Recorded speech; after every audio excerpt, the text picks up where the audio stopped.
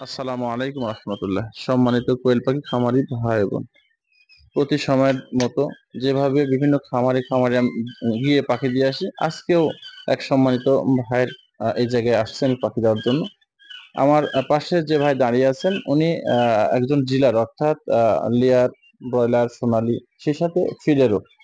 তো উনি আমার খামারে আজকে নতুন গেছেন। তো গল্পে গল্পে উনি এই কোয়েল পাখি পালন করবেন এই মনোভাব আগে থেকে তৈরি করছেন। আজকে যে পাখিটা ওনার হবে এরকম পরিকল্পনা, এই পাখিটা ছিল অন্য একজন অর্ডারের পাখি। ভাই, অনেক ভাই বলছিল ভাই পাখিটা আজকে দেন ভাই। সেক্ষেত্রে বোঝা গেল উনি এই পাখি নেবেনই, এই তার পরিকল্পনা হয়ে গেছে। তো যাক, যে কোনো ভাবে পাখিটা তার হয়ে গেল। তো আমি নিজে ভাইয়ের খামারে, ভাইয়ের জায়গাতে আমি পাখি দিতে আসছি। তো নতুন খামারি আমি মনে করব কোয়েলের জন্য, কিন্তু অন্য সেক্টরের জন্য পুরনো। অন্য সেক্টরের জন্য তার কাছে আমি কিছু না।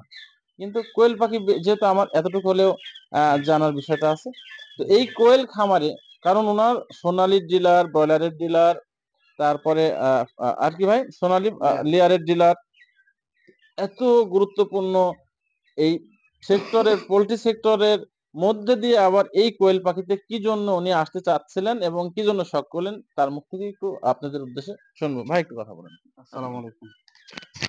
জি, আসলে আমার মশরুক আমি বহুত আগে থেকে ক্লাস 8 থেকে আমার এই জিনিসটা খুব পালার ইচ্ছা ছিল। পরে পারিবারিকভাবে আমরা অন্য ব্যবসা করি তো, লেয়ার, সোনালী, ব্রয়লার।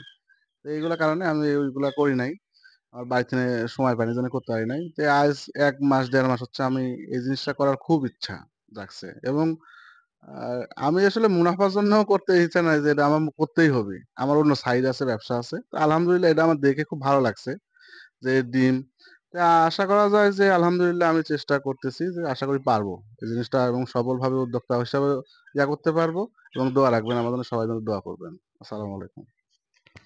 আরেকটা জিনিস আপনার জন্য বলব, সেটা হচ্ছে যেহেতু উনি ডিলার, তো সেক্ষেত্রে উনার মানে আয়ত্তের মধ্যে অনেক খামারিরা রয়েছে।